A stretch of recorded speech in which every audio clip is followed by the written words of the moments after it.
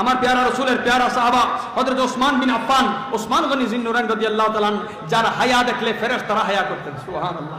হযরত ওসমান রাদিয়াল্লাহু তাআলা বলছেন যে আল্লাহুম্মা, এই দোয়াটা আমার সাথে পড়ুন। আজকে ওনাদের কথা বলে আমাদেরকে আহলে বাইত থেকে দূরে নেওয়া হচ্ছে। ওনাদের দোয়া কি ছিল? একটা দোয়া যদি আপনি হঠাৎ করেন এটা দোয়া, কিন্তু একই দোয়া যদি প্রত্যেক ওয়াক্তে করেন এটা দোয়া নয়, এটা ওয়াজিব হয়ে যায়। এটা কি হয়ে যায়? হযরত ওসমান রাদিয়াল্লাহু তাআলা কি দোয়া করতেন? আল্লাহুম্মা আহিব্বা আহলাল বাইতে আহিব্বা আহলা বাইতি নবিয়িকা ফি কুলুবিনা কামা আহবাবতাহুম। হযরতে ওসমান গনি জিন্নুরান বলছেন, আল্লাহ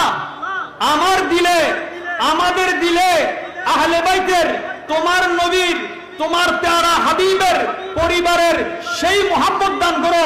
তুমি যেভাবে তাদেরকে মোহাব্বত করো ওই মোহাব্বতটা যাতে তোমার কুদরতি সমান হয়। আল্লাহ তো ওয়াহদাহু লা শারীক, আল্লাহ জাতে লা শারীক, আল্লাহ সিফাতে লা শারীক, আল্লাহর ফেলে লা শারীক, আল্লাহ পাকের কোনো শরীক নাই। ওসমান রাদিয়াল্লাহু এত বড় কেন দোয়া করলেন? যে আপনি যেভাবে মোহাব্বত করেন সেভাবে মোহাব্বতের তৌফিক দান করেন। তার মানে এই মোহাব্বত জমিনের নয়, এটা আরশে আজিমের মোহাব্বত। এই মোহাব্বত কোত্থেকে নাজিল হয়? আরশে আজিম থেকে। এই ফরসি মোহাব্বত নয়। হুজুরে পাক জমিনে এটা শিক্ষা দিয়েছেন ফরসি মোহাব্বত হয়েছে, নতুবা হাসনাইনের মোহাব্বত, আহলে বাইতের মোহাব্বত ফরসি নয়, আরশি মোহাব্বত।